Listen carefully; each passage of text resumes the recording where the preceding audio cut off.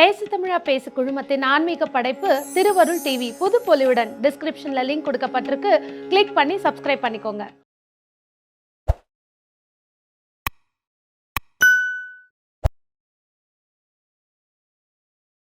பேசு தமிழா பேசினருக்கு வணக்கம்.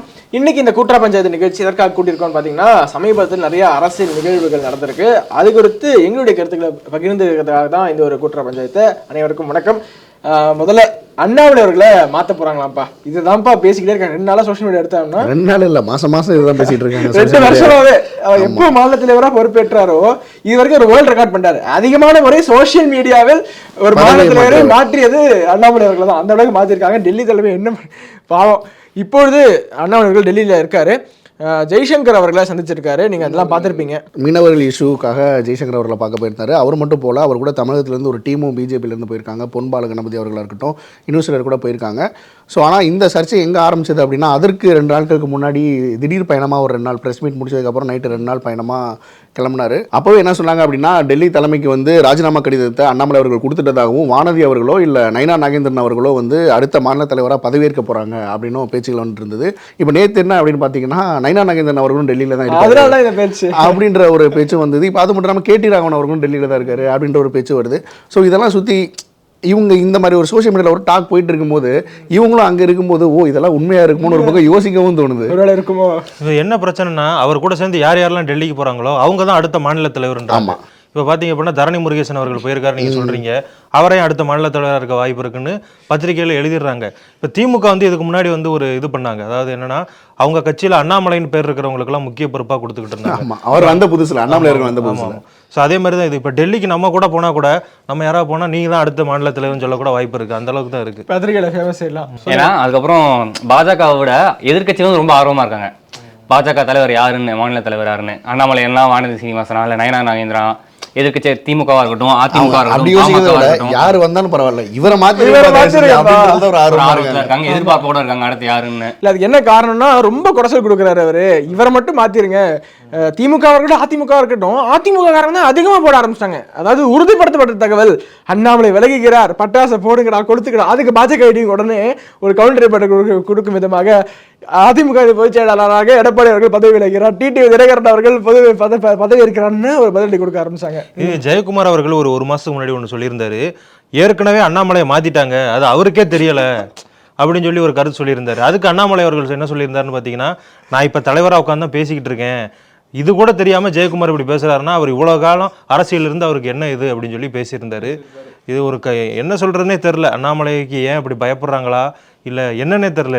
இல்லை இது நம்ம இப்படி நகைச்சுவை பேசுறதை தாண்டி நம்ம தமிழகத்தில் 50 வருஷமாக திமுக அதிமுகன்ற ஒரு கட்சி மட்டுமே இருக்கிறது தான் எல்லாருமே பார்த்துருக்கோம். புதுசாக ஒருத்தர் வந்து இந்த மாதிரி ஒரு டிஃபெண்ட் பண்ணி நாங்கள் அப்படி கிடையாது, நீங்கள் தப்பு பண்ணுறீங்கன்னா தப்பு பண்ணுறீங்கன்னு டீட்டெயிலோட எடுத்து வைக்கும்போது அது அவங்களுக்கு ஒரு சில பிரச்சனையாக இருக்குது. ஸோ அவரை மாற்றிடணும், எப்படியாவது அவரை மாற்றி தொலைங்கப்பா அப்படின்ற அளவுக்கு ரொம்ப பொங்கிட்டு இருக்கிறாங்க சோஷியல் மீடியாவில். அவங்களை தாண்டி கட்சிக்குள்ளேருந்து அவருக்கு நிறைய பிரச்சனை இருக்காது நம்ம கேள்விப்படுறோம். அதாவது கட்சிக்குள்ளேருந்து அவருக்கு குடைச்சல், இல்லை நீங்கள் இதை சொல்லியிருக்க கூடாது, அதை அப்படி பண்ணணும், இது எப்படி பண்ணணும், கூட்டணி வைக்கலாம் வாங்க, இதோ பாஜகக்குள்ளேயே ஒரு சிவில் வார் போயிட்டு இருக்கு. இல்லை நீங்க நினைக்கிற சிவில் வார்ல கொஞ்சம் கொஞ்சமா அங்கங்க இங்க ஒரு அடி, இங்க ஒரு ஃப்ரெண்ட்லி ஃபயர் மாதிரி நடந்துகிட்டு இருக்கு. நேத்து கூட பேராசிரியர் ராமசீனிவாசன் அவர்கள் ஒரு கருத்து சொல்லியிருந்தார் இல்லையா, அதிமுக கூட கூட்டணி வைக்கலாம் அப்படின்னு. நீங்க சொன்னது மாதிரியே ராமசீனிவாசன் அவர்கள் அந்த கருத்து சொன்ன உடனே பாஜக ஆதரவு ஐடிஸ் இருக்கும் இல்லையா, அதெல்லாம் சேர்ந்து ராமசீனிவாசன் அவர்களுக்கு எதிராக நிறைய கருத்துக்களை பதிவிட்டதுனால பார்க்க முடிஞ்சது. இல்ல ராமசீனிவாசன் அவர்கள் அவரோட கருத்து சொல்றாரு. ஏன் அப்படின்னு பாத்தீங்கன்னா, அவர் வந்து கடந்த காலம் பாத்தீங்கன்னா கட்சிக்காக நிறைய தியாகங்கள் பண்ணியிருக்காரு. குறிப்பா சொல்லணும் அப்படின்னா, சட்டமன்ற தேர்தலில் அவர் போட்டியிடுறதா இருந்துச்சு, அதுக்கு பதிலாக சரவணன் வந்தாரு, அவருக்கு கடைசி நிமிஷத்துல ஆமா அந்த வாய்ப்பை விட்டு கொடுத்தாரு. இப்ப சமீபத்தில் கூட விருதுநகர்ல அவர் போட்டியிடுவார்னு சொன்னாங்க, ஆனா மதுரையில போட்டியிட்டாரு.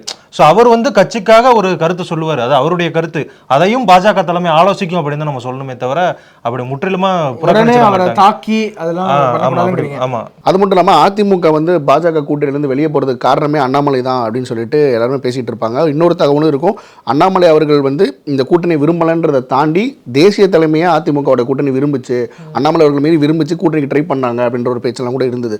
ஸோ அண்ணாமலை அவர்கள் தொடர்ச்சி அந்த விஷயத்தில் ட்ரை பண்ணது என்ன அப்படின்னா, நமக்கான வாக்கு வங்கி என்னன்றதை மற்றவங்களுக்கு காட்டணும், நம்ம கூட்டணி வச்சே நம்ம போகக்கூடாது, தனிச்சு பாஜகவுடைய வாக்கு வங்கின்னு எங்களுக்கு இது கொஞ்சம் இருக்குது அப்படின்றத காட்டணுன்றதுக்காக தான் அவர் அந்த ஒரு ட்ரை பண்ணார். ஸோ அந்த விஷயமும் நிறையா பிரச்சனைகளை ஏற்படுத்துச்சு. ஏன்னா இதுக்கப்புறம் வந்து 2026 எலெக்ஷன் வந்து ரொம்ப பார்க்கப்படுது. ஏன்னா இன்னும் 2026 எலெக்ஷனுக்கு 20 மாதம் தான் இருக்குது. அதுக்குள்ளே கூட்டணி அமைக்குமா அமைக்காதான்னு ஒரு டவுட்டாகவும் இருக்குது. ஏன்னா பாஜக வர்சஸ் ஏடிஎம்கே இப்போ போயிட்டுருக்கு.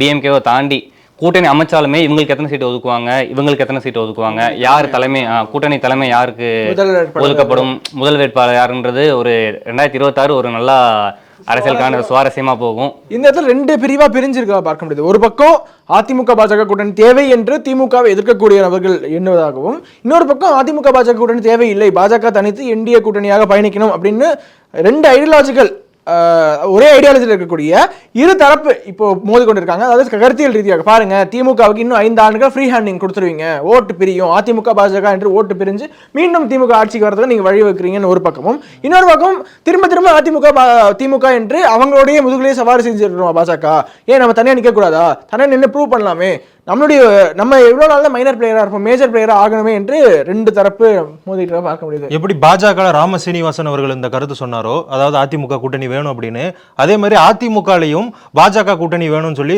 நிறைய தலைவர்கள் வந்து இருக்காங்க. ஸோ அதிமுக எப்படி இருக்குன்னா, பாஜக கூட்டணியை விரும்புவர்கள் விரும்பாதவர்கள் அப்படின்னு 2 அணியா இருக்கு. ஸோ அவங்களுக்குள்ளேயே பேச்சுவார்த்தைகள் நடக்குது. ஸோ என்னன்னா, பாஜக கூட்டணி வேணும்னு சொல்லிட்டாங்கன்னா முக்கியமான விஷயம் என்னன்னா, சசிகலா அவர்கள், அதாவது இப்ப டிடிவி தினகரன் அவர் கூட்டணியா தான் இருக்காரு, அதே மாதிரி ஓ பன்னீர்செல்வமும் அவங்க கூட தான் இருக்காரு, அவங்கெல்லாம் சேர்க்க வேண்டிய நிலைமை வந்துருமோ அப்படிங்கிற ஒரு சிக்கல் இருக்கிறதுனால தான் இது வந்து ஒரு மிகப்பெரிய குளறுபடியா இருக்கு. அதேதான் இப்போ திமுக அதிமுகன்ற கட்சியை தாண்டி 3வது ஒருத்தர் வந்து கேள்வி கேட்கும்போது, இதுக்கு முன்னாடி நாங்கள் பாஜக மீது ஒரு குற்றச்சாட்டு வச்சாங்கன்னா நாங்கள் அப்படி இல்லைன்னு சொல்லுவாங்க, ஆனால் இப்போ வந்து குற்றச்சாட்டு வச்சா நாங்கள் அப்படி கிடையாது, நீங்கள் எப்படி நாங்கள் சொல்கிறோன்னு சொல்லிட்டு அண்ணாமலை அவர்கள் வந்து ஒரு அஃபென்ஸ் மோடில் போயிட்டு இருக்காரு. ஸோ இந்த ஒரு விஷயத்தினாலேயே அவரை மாற்றணும் அப்படின்னு எதிர்க்கட்சிகள்லாம் வந்து ஆசைப்பட்டு இருக்காங்க. ஸோ இந்த விஷயம் எப்படி போகுதுன்னு பொறுத்திருந்து பார்க்கலாம். அடுத்து முந்தா நாள் திரு சீமான் அவர்கள் வள்ளுவர் கோட்டத்தில் பேசின ஒரு பேச்சு தான் ரொம்ப வைரலாக போயிட்டு இருந்தது. ஒரு கட்சி தலைவர் இப்படி பேசலாமா அப்படின்ற அளவுக்கு எல்லாரும் வந்து சோஷியல் மீடியாவில் பேசிட்டு இருக்காங்க. இந்த விஷயத்தை கிரண் எப்படி பார்க்குறீங்க? இடத்தோட ஏட்டு கேட்குறீங்க. பட் ஓகே, பட் ஆக்சுவலி அரசியல் நாகரிகம் இதெல்லாம் ஒரு புறம் இருந்தாலுமே, சீமானவர்களுடைய ஆடியோ வீடியோ இதெல்லாம் ரொம்ப நீண்ட நாட்களாகவே ஒன்றா லீக்கடாக வந்துக்கிட்டே தான் இருந்திருக்கு. இந்த மேடை பேச்சு என்பது தான் அதுக்கு ஒரு முற்றுப்புள்ளி வச்சிருக்கு. அதாவது இந்த டீப் ஃபேக் இதெல்லாம் எங்கள் அண்ணன் பேசியிருக்கவே மாட்டார், எப்படி இத்தனை நாளாக கட்சியில் வந்து காளியம்மாள் கூடவே பயணிச்சு வந்திருக்காங்க, அவங்கள பற்றி எப்படி இப்படி பேசுவார், அதெல்லாம் பேச மாட்டார், நீங்கள் எங்களுடைய கட்சி அழிக்கணுங்கிறதுக்காக திமுக சதி செய்யுது, பாஜக சதி செய்யுது, ஒட்டுமொத்தமாக சேர்ந்து குரலற்ற பிள்ளைகளை நசுக்கிறீங்களே அப்படின்னு சொல்லிட்டு இருந்தாங்க. இல்லை நான் தான் செஞ்சேன், என்ன பண்ண முடியும் என்னால அப்படின்ட்டு ஒத்துக்கிட்டாரு. ஆட்டோமேட்டிக்கா அவரே ஓப்பனா அவரு சொல்றாரு, எங்க கட்சி பிரச்சனை, அதை நாங்க பாத்துக்கிறோம், நீங்க அதை தேவையில்லாம தலையிடுறீங்க, நான் இன்னைக்கு வந்து பிசுறுன்னு சொல்லுவேன், நாளைக்கு உசுறுன்னு சொல்லுவேன், உங்களுக்கு அதை பத்தி என்ன கவலை இருக்கு அப்படின்ற ஒரு கேள்வி அங்க முன் வச்சிருக்காரு. அது மட்டும் இல்லாம அவர் வந்து போலீஸுகளையே வந்து பாத்தீங்க அப்படின்னா தரக்குறைவா பேசிக்கிட்டு இருக்காரு. இப்ப திருச்சி எஸ்பியா இருக்கக்கூடிய வருண்குமார் அவர்களை அவர் சொன்ன வார்த்தை அப்படிங்கிறது வந்து மிக அஃபென்சிவான ஒரு வார்த்தை. இதே மாதிரி ஒண்ணுதான் இவரும் பேசியிருந்தார், சவுக்கு சங்கர். சோ அதனாலதான் அவர் கைது செய்யப்பட்டார். இவர் மேலையும் வழக்கு புகார் கொடுத்திருக்காங்கன்னு நினைக்கிறேன். டிஃபமேஷன் கேஸ் அவர் போட்டிருக்கதா ட்விட்டர்ல பதிவு பண்ணியிருக்காரு வருண்குமார். என்னோட போன் எடுத்து பார்த்தேன்னா உங்களை பத்தி தான் தப்பு தப்பா பேசி வச்சிருப்பேன், அந்த இடத்துல ஒரு கெட்ட வார்த்தை போட்டு உங்களை பத்தி அப்படி கெட்ட வார்த்தை நான் பேசி வச்சிருப்பேன், வந்து பாக்குறியா என்று கேட்கிறார். இது எந்த விதமான போக்குங்க? இப்போ நீங்க என்பது எதிர்கட்சிக்காரர்களா இல்லைன்னா காவல்துறையா அப்படி ஒரு கேள்வி இருக்கும் இல்லையா? இப்போ காவல்துறையே நான் இப்படி பேசியிருக்கேன் அப்படிங்கிற சீமான் ஒப்புக்கொள்கிறாரா? அப்போ மற்றவர்களுடைய போன்ல தனிப்பட்ட கான்வர்சேஷன் எதுவும் பேசக்கூடாது என்பதை நம்ம சொல்லலாம். ஆனா அது ஓப்பனா வந்து வெளில சொல்ல வேண்டிய தேவை என்ன இருக்கு? உங்களை பத்தி நான் இப்படிதான் கெட்ட வார்த்தையில பேசுவேன் என்று தனிப்பட்ட கான்வர்சேஷன் நான் என்ன பேசுவேன் அப்படின்னு ஓப்பனா சொல்வது அது சரியா என்று மக்களுடைய பார்வைக்கு. இதுல இன்னொரு விஷயம் என்ன அப்படின்னா, மேடையில் வந்து அநாகரிகமாக சீமான் அவர்கள் பேசிட்டாரு அப்படின்னு சொல்லிட்டு திமுகவினர்லாம் ட்விட்டரில் வந்து போஸ்ட் போட்டுட்டு இருக்கிறத பார்க்கும்போது ஒரு பக்கம் சிரிப்பாக இருந்தது. என்ன மேடை பேச்சில் அநாகரிகமாக பேசுறத ஆரம்ப கட்டத்தில் திமுக தான் இல்லைங்க. திமுகவில் பார்த்தீங்க அப்படின்னா ஒரு 2ஆம் 3ஆம் கட்ட தலைவர்கள் 4ஆம் கட்ட தலைவர்கள் தான் இப்படி பேசுவாங்க. ஆனால் இவர் வந்து ஒரு கட்சியோட தலைமை ஒருங்கிணைப்பாளர், அவர் தான் அந்த கட்சியோட முகம். நிறைய பேர் பாத்தீங்க அப்படின்னா வேட்பாளரை பார்த்து ஓட்டு போட மாட்டாங்க, சீமானோட கட்சிங்கிறதுனால ஓட்டு போடுவாங்க. அவர் அப்படி பேசுறதுதான் தப்பு அப்படிங்கிறத இங்க நம்ம இதுக்கு என்ன சொல்றாங்கன்னா, இப்ப நடந்து முடிஞ்ச எலெக்ஷன்ல இருந்து 48% வந்து ஓட்டு வாங்கிட்டாங்க. ஒரு மாநில கட்சியா ஒரு அந்தஸ்து பெற்றுச்சு. இந்த தைரியம் வந்ததுனால சீமான் இப்பெல்லாம் பேசுறாரான்னு ஒரு சந்தேகம் உள்ளது. இல்ல, இவர் 8% ஓட்டு வாங்கி இப்படி இருக்காரு. இப்ப விடுதலை சிறுத்தைகள் கட்சி தொல் திருமாவளவன் அவர்கள் இப்படி பேசுறாரா? அவர் 2 MP வச்சிருக்காரு, 4 MLA வச்சிருக்காரு. அவர் எந்த அளவுக்கு ஒரு பத்திரிகையாளர் சந்திக்கல கூட எவ்வளவு ஒரு மெச்சூரிட்டியா பேசுறாரு. அவர்கிட்ட இருந்தா கத்துக்கணும்ல. இவரை விட அவர் வந்து அந்தஸ்தும் பெற்றிருக்காரு, மக்களவை உறுப்பினர் இருக்காங்க, சட்டமன்ற உறுப்பினர் இருக்காங்க. சோ அவருமே இப்படி பேசினா எப்படி இருக்கும்? அவர்கிட்ட இருந்தா பாடம் கத்துக்கணும்ல அவர். ஸோ இந்த நாகரிகம் அப்படிங்கிறது அடிப்படை, அரசியலில் அடிப்படையே நாகரிகம் தான். அதாவது ஏதாவது ஒரு பொது மேடையில் 2 தலைவர்கள் கட்டி பிடிச்சி ஆழத்தழுவி ஆஹா அப்படின்ட்டாலே பாருங்க அரசியல் நாகரிகத்தை பாருங்க ஐயா என்று சொல்பவர்கள் மேடைகளையும் இந்த மாதிரி நாகரிகம் இருக்கணும் அப்படிங்கிறது எதிர்பார்க்கணும் இல்லையா? சாதாரண பொதுமக்களாக இந்த அடிப்படை அரசியல் நாகரிகம் திமுக கிட்ட இல்லை அப்படின்னு தான் நாம் தமிழ் திரும்ப சொல்றாங்க. திமுக கிட்ட அரசியல் நாகரிகம் இல்லை, காமராஜர் தொட்டு எம்ஜிஆர் தொட்டு ஜீவானந்தன் தொட்டு அனைவரையுமே தனிப்பட்ட முறையில் அநாகரிகமாக விமர்சனம் செய்தவர் கருணாநிதி அவர்கள் என்று சொல்பவர்கள் அவருடைய தலைவர்களும் நாகரிகமாக பேசணும். நீங்க அண்ணன் மனசுல இருக்கிறது அப்படியே பேசிடுவாரு, மனசுல என்ன இருந்தாலும் பேசிடுவாரா, அவங்க மனசுல இருக்கிறது அப்படி அப்படியே பேசணும்னா இந்த மேடை பேச்சுமே காது கொடுத்து கேட்க முடியாது. அப்படிதான் இருக்கும்னு நினைக்கிறேன். இதுல ஆனா அதிகமா பாதிக்கப்பட்டது யார் அப்படின்னு பாத்தீங்கன்னா இந்த நாம் தமிழர் கட்சியோட நிர்வாகிகள் தான். ஏன் அப்படின்னா நீங்க அவங்கள பார்த்திருப்பீங்க, ட்விட்டர்ல சீமானை பத்தி நம்ம ஏதாவது சொன்னா போதும் அவங்க வந்து அவங்களுக்காக எவ்வளவு சப்போர்ட் பண்ணிட்டு வருவாங்க அப்படின்னு. ஸோ அவங்களே வந்து இப்ப பேச முடியாத ஒரு நிலைமையில இருக்காங்க. ஏன்னா இதெல்லாம் பேசுனது நான் தானே, அவரே ஒப்புக்கிட்டாரு.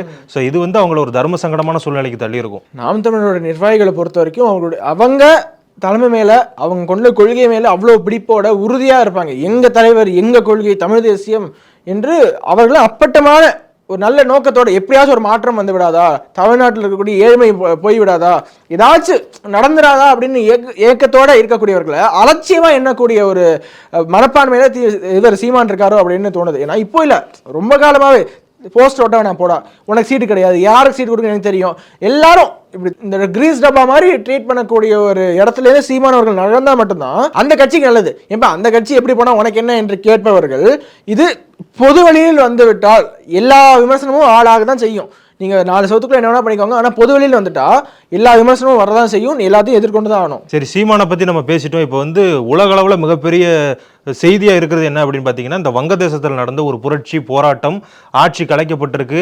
நாடாளுமன்றமும் பிரதமர் அலுவலகமும் சூறையாடப்பட்டிருக்கு. பிரதமரே வெளிநாட்டுக்கு வந்து போயிட்டாங்க. வெளிநாட்டுக்கு போல நம்ம நாட்டுக்கு அவங்களுக்கு வெளிநாடு, இந்தியாவுக்கு வந்துட்டு அடுத்து வெளிநாட்டுக்கு லண்டனுக்கு போறதுக்கான பிளான்லாம் இருக்கு. ஸோ அதை பத்தி விரிவா பேசலாம். கண்டிப்பா. மிலிட்ரி கூப் அப்படிங்கிறது பங்களாதேஷ்க்கு புதிதல்ல.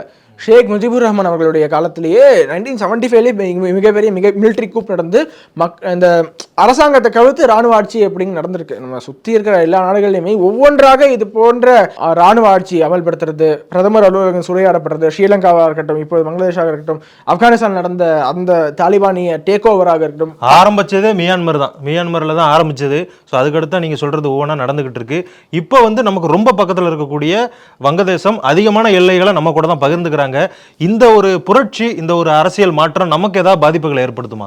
ஏற்படுத்தும். என்னன்னா அதிகமான அகதிகள் இப்போ வந்துகிட்டு இருக்காங்க. 1971 பங்களாதேஷ் வார் நடந்தபோதே இந்திரா காந்திக்கு தெரியல, அப்போதைய பிரதமர் இந்திரா காந்தி அவர்கள் இந்த அகதிகள் பிரச்சனை எப்படி கையாள்வது அப்படிங்கிறது அவங்க மிகப்பெரிய சவாலாக இருந்தது. ஒரு நாட்டில் போர் வெடிக்குது அப்படின்றால் நம்ம ஈழ போறப்ப பார்த்துருப்போம் எவ்வளவு அகதிகள், அதே அகதிகள் பிரச்சனை இப்ப மீண்டும் அங்க வெடிச்சிருக்கு. நம்மளுடைய எல்லைகள்ல அகதிகள் வந்து குவிறாங்க, அவர்கள் உள்ளே எடுப்பதா இல்லையா என்ற மிகப்பெரிய குழப்பத்தில் ஆட இருக்கும். இதை பிஎஸ்எஃப்லாம் ரொம்பவே விழிப்போட பார்த்துக்கிட்டு இருக்காங்க. இப்போ அதுக்கு முன்னாடி இப்போ ஸ்ரீலங்காவில் நடந்ததா இருக்கட்டும், இதுக்கு முன்னாடி பங்களாதேஷ் நடந்ததா இருக்கட்டும், மக்கள் போராட்டமாக இருந்தது. ஆனால் இதில் என்ன சொன்னாங்க அப்படின்னா இது வந்து மாணவர்கள் போராட்டம்னு சொல்லி தான் ஃபஸ்ட்டு ஆரம்பிச்சாங்க. ஆனால் நேற்று அந்த நாடாளுமன்றத்திலையும் பிரதமருடைய வீட்லையும் நடந்த விஷயங்கள், அவங்க வீட்டில் திருடிட்டு எல்லாம் கொண்டு போகிறது, இந்த விஷயம்லாம் பார்க்கும்போது அது மாணவர் போராட்டம் மாதிரியே தெரியல. அதான் அவங்களும் அந்த சந்தேகத்தான் கிளப்புறாங்க. பங்களாதேஷில் இருக்கக்கூடிய முக்கியமான சக்திகள், அதாவது அரசியல் தலைவர்கள் என்ன சொல்றாங்கன்னா இது மாணவர்கள் போராட்டமே கிடையாது. அதாவது என்ன காரணம் சொல்றாங்கன்னா 1971 சுதந்திர போராட்டம் நடந்துச்சு. கிழக்கு பாகிஸ்தானுக்கும் மேற்கு பாகிஸ்தானுக்கும் ஒரு சுதந்திர போராட்டம் நடந்து அதுல வந்து சுதந்திரம் பெற்று தான் வங்காளதேசம் உருவாச்சு. ஸோ அப்ப சுதந்திர போராட்டத்தில் ஈடுபட்டவங்களோட வாரிசுகளுக்கு 30% இடஒதுக்கீடு கல்வியிலையும் வேலைவாய்ப்பிலும் கொடுக்கணும் அப்படின்னு சொல்லிட்டு தான் இந்த ஒரு உத்தரவு கொடுத்தாங்க. யாருன்னா இப்ப இருக்கக்கூடிய ஷேக் ஹசீனா அவங்க வந்து இந்த உத்தரவு போட்டாங்க. ஸோ அதை எதிர்த்து தான் இந்த மாணவர்கள் போராட்டம் அறிவிச்சாங்க. அவங்க நாட்டோட நீதிமன்றம் என்ன சொன்னாங்க அப்படின்னா 30% இடஒதுக்கீடு கொடுக்க முடியாது, 5% இடஒதுக்கீடு கொடுக்குறோம் அப்படின்னு சொல்லிட்டாங்க. இதுக்கப்புறம் ஷேக் ஹசீனா என்ன சொல்றாங்க அப்படின்னா இதுக்கு பின்னாடி வந்து ஏதோ ஒரு தீய சக்திகள் இருக்கு, இதை வந்து நான் மாணவர்கள் போராட்டமா நினைக்கல, இது வந்து ஒரு தீவிரவாத அமைப்பு அப்படிங்கிற மாதிரி ஒரு கருத்தை சொல்லிட்டாங்க. ஸோ அங்கதான் இந்த போராட்டம் உருவாச்சு. இந்த போராட்டம் ஒரு கட்டத்தில் வெற்றி பெற்று ஓகே நாங்கள் திரும்ப பெறுகிறோம் என்ற ஒரு டெசிஷனுக்கு வந்ததுக்கு பிறகு அந்த போராட்டம் லைட்டாக கரைஞ்சு மீண்டும் கூடுகிறது. எதற்காக கூடுறீங்க அப்படின்னு கேட்டா ஷேக் ஹசீனா பதவி விலகணும். எதற்காக ஷேக் ஹசீனா பதவி விலகணும் தெரியாது. ஷேக் ஹசீனா பதவி விலகு நீங்க கேட்ட கோரிக்கை நிறைவேற்றுறோம் சொல்லியாச்சு. இதுக்கப்புறம் பதவி விலகுங்கிற சொல்லும் போது தான் இதுல ஃபாரின் ஹேண்ட்ஸுடைய இன்வால்வ்மெண்ட் இருக்கோ, இதுல தீய சக்திகளுடைய இன்வால்வ்மெண்ட் இருக்கோ அப்படிங்கிற சந்தேகம் அனைவருக்குமே இயல்பாக எழணும் இல்லையா? ஏன்னா வங்கதேசத்தோட வளர்ச்சி பார்க்கும்போது ஷேக் ஹசீனா ஒரு முக்கிய பங்கு வச்சிருக்காங்க. தொடர்ந்து ஒரு 4 தடவை வந்து ஜெயிச்சிருக்காங்க எலெக்ஷன்ல. அப்படி ஜெயிச்சவங்க ஆட்சி சரியில்லைன்னு சொல்லிட்டு அந்த ஊர் மக்கள் வந்து ப்ரொடெஸ்ட் பண்றது கொஞ்சம் ஆச்சரியமா இருக்கு. இப்போ இதே இது இந்தியாவில் நடந்துச்சுன்னா ரொம்ப பெரிய இதாக இருக்கும். ஏன்னா ஒரு 16 கோடி மக்களை வச்சு அந்த கவர்மெண்டால வந்து ஆட்சி செய்ய முடியல. நம்ம 140 கோடி மக்களை வச்சு இந்தியன் கவர்மெண்ட் ஆட்சி செய்யுதுன்னா ரொம்ப பெரிய விஷயம். இதே தான் ஸ்ரீலங்கா நடந்துச்சு. ஒரு 3.5 கோடி மக்களை வச்சு ஒரு ஆட்சி கொடுக்க முடியல, பொருளாதார வீழ்ச்சி அடைஞ்சிச்சு. ஆனால் இந்தியாவில் சரி 140 கோடி மக்களுக்கு மேலே இருக்காங்க, இவ்வளோ ஸ்டேட்ஸ் இருக்கு. இதெல்லாம் வச்சு நடத்தும் போது நம்ம வந்து நிறையா பெருமைக்குள்ள விஷயமா தான் இருக்குது நான் பார்க்கும்போது. இப்போ பங்களாதேஷ் பிரைம் மினிஸ்டர் வந்து ஏன் இந்தியாவுக்கு வந்தாங்க தப்பிச்சு அப்படின்றக்காக ஒரு விஷயம் சொல்லுவாங்க. ஏன்னா பங்களாதேஷ் வந்து சுதந்திரம் பெறதுக்கு இந்தியாவும் ஒரு மேஜர் காரணமாக இருந்தது, ஒரு பார்ட் ஆஃப் காரணமாக இருந்தது அப்படின்னு சொல்லுவாங்க. 2 வருஷத்துக்கு முன்னாடி கூட அவங்க பிரதமர் வந்து நம்ம நாட்டுக்கு வந்திருந்தாங்க, நம்ம நாட்டுடைய நல்லுறவை பற்றி பேசியிருந்தாங்க. எப்பயுமே பங்களாதேஷுக்கும் இந்தியாவுக்குமான ஒரு ஃப்ரெண்ட்ஷிப் அப்படின்றது வந்து நல்லாவே இருந்திருக்கு. ஸோ அதனால தான் அவங்க வந்து இப்போ இந்தியா வந்திருக்காங்க. பட் இந்தியாவிலே இருக்க மாட்டாங்க, லண்டன் போவாங்களோ இல்லை வேறு கண்ட்ரி போவாங்களோ நமக்கு தெரியல. கூடிய சீக்கிரமாக வந்து கிளம்பிடுவாங்க அப்படின்னு தான் சொல்லப்படுது. இதுக்கு முன்னாடியும் இதே ஷேக் ஹசீனா ஃபேமிலிக்கு அடைக்கலம் கொடுத்தது இந்தியா தான். அவங்களுடைய ஒரு சில உறவினர்கள் தவிர மற்ற எல்லாருமே கொல்லப்பட்டார்கள். ராணுவ ஆட்சி பிரகடனப்படுத்த பொழுது ஷேக் முஜிபுர் ரஹ்மான் அவர்களே கொல்லப்பட்டார். அப்போதும் இந்தியா தான் தஞ்சம் கொடுத்தது, இப்போதும் இந்தியா தான் தஞ்சம் கொடுக்குது. இப்படி ஒவ்வொரு முறையும் பங்களாதேஷ் எப்பெல்லாம் ப்ராப்ளம் வருதோ அப்பெல்லாம் இந்தியா ஒரு நல்ல ஃப்ரெண்டாக இருந்தார்கள். இதை ஷேக் ஹசீனா அவர்கள் அக்னாலேஜ் பண்ணியிருக்காங்க. ஆமாம், India is a good friend in NEET அப்படின்னு நிறைய தடவை சொல்லியிருக்காங்க. இந்தியாவுக்கு ஆதரவாக இருப்பது, பங்களாதேஷ் இருப்பது நிறைய நபர்களுக்கு இங்கே பிடிக்கல. சைனாக்கு பிடிக்கல, அமெரிக்காவுக்கு பிடிக்கல, பாகிஸ்தான் பிடிக்கல, யாருக்குமே பிடிக்கல. எப்படியாச்சும் அங்கே கிளர்ச்சியாளர்களை தூண்டி விட்டு ஏதாச்சும் செய்து விட வேண்டும் என்று ஒரு ஹேண்ட் இருக்கு. ஸோ அதை பற்றி நான் அப்புறமா ஒரு டீட்டெயிலாக ஒரு வீடியோ பண்ணலான்னு இருக்கேன். இந்த கிளர்ச்சியாளர்கள் செய்கிற காரியங்களை பார்த்தாலே நமக்கு தெரியும் இது வந்து மாணவர்களா இல்லை வந்து இந்த தீய சக்திகளா அப்படின்னு. ஏன் அப்படின்னு பார்த்தீங்கன்னா வங்கதேசத்தின் தந்தை அப்படின்னு அழைக்கப்படுறது யார் அப்படின்னு பார்த்தீங்கன்னா ஷேக் முஜிபுர் ரஹ்மான். அவரோட சிலை மேல ஏறி அவரை செருப்பால் அடிக்கிறாங்க, அந்த சிலையை உடைக்கிறாங்க. அவர் இல்லைன்னா அவர் சுதந்திரம் கிடைச்சிருக்க மாட்டாங்க அப்படின்னு அவங்கள்ட்ட பார்த்து நம்ம கேட்கணும். ஆமா, அதே மாதிரி பாராளுமன்றத்தில் உட்கார்ந்துக்கிட்டு அங்க இருக்கக்கூடிய இதெல்லாம் உடைக்கிறாங்க. ஏன் அது உங்க சொத்து தானே, நாளைக்கு புது அரசாங்கம் இருந்துச்சுன்னா அதை ரீபில்ட் பண்ணணும், அதுக்கான டேக்ஸ் எல்லாம் நீ தான் கட்டணும்.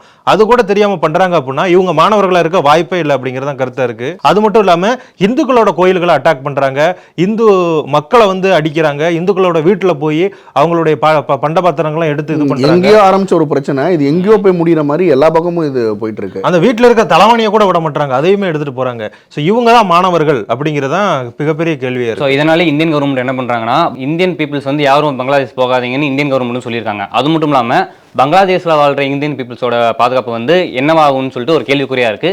அதுக்காக இந்தியன் மினிஸ்டர்ஸ் எல்லாருமே பங்களாதேஷோட அதிகாரிகள் கிட்ட பேச்சுவார்த்தை நடத்திட்டு வராங்க. அதே மாதிரி பாத்தீங்க அப்படின்னா நம்ம பிரதமர் மோடி அவர்களும் பாத்தீங்க அப்படின்னா முக்கியமான அமைச்சர்கள் அமித்ஷா அவர்களா இருக்கட்டும், வெளியுறவுத்துறை அமைச்சர் ஜெய்சங்கரா இருக்கட்டும், நிர்மலா சீதாராமன், பாதுகாப்புத்துறை அமைச்சர் ராஜ்நாத் சிங், இவங்கெல்லாம் சேர்ந்து ஒரு ஆலோசனை கூட்டம் நடத்தியிருக்காங்க. கண்டிப்பா அங்க இருக்கக்கூடிய இந்தியர்களோட பாதுகாப்புக்கு நம்ம அரசாங்கம் வந்து உறுதி செய்யும் அப்படிங்கிறத நம்ம நம்பலாம். ஸோ இதுக்கப்புறமா என்ன டெவலப்மெண்ட்ஸ் இருக்கு, அண்ட் அந்த இடத்துல முதற்கட்டமாக அமைதி நிலவ வேண்டும் அப்படிங்கிற ஒரு வேண்டுகோளை, ஒரு பிரார்த்தனை நம்ம பேசும் சார்பாக பண்ணிக்கலாம். அண்ட் அடுத்தடுத்த டெவலப்மெண்ட்ஸை அடுத்தடுத்த காணொலிகளை உங்களுக்கு கொடுக்க நாங்கள் காத்திருக்கோம். அதுவரை சப்ஸ்கிரைப் அண்ட் ஸ்டே டியூன். இந்த கூட்டுறவு பஞ்சாயத்தை பற்றி உங்களுடைய கருத்துக்களை கமெண்ட்ஸை சொல்லுங்கள். மீண்டும் அடுத்த நிகழ்ச்சி சந்திப்போம். சரி, வணக்கம். உலக தமிழ் சொந்தங்களுக்கு வணக்கம். நான் ராஜவேல் நாகராஜன். பேசு தமிழா பேசு வலையொலியுடைய வளர்ச்சிக்கு நீங்களும் உறுதுணையாக இருக்கணும்னு நினச்சிங்கன்னா இந்த வீடியோடைய டிஸ்கிரிப்ஷனில் இருக்கக்கூடிய ரேசர் பே லிங்கை கிளிக் பண்ணுங்கள். அந்த லிங்க்கில் போயிட்டு உங்களுக்கு விருப்பமான தொகையை பேசு தமிழா பேசுவனுடைய வளர்ச்சிக்கு உங்களுடைய பங்களிப்பாக நீங்கள் கொடுக்கலாம். நன்றி, வணக்கம்.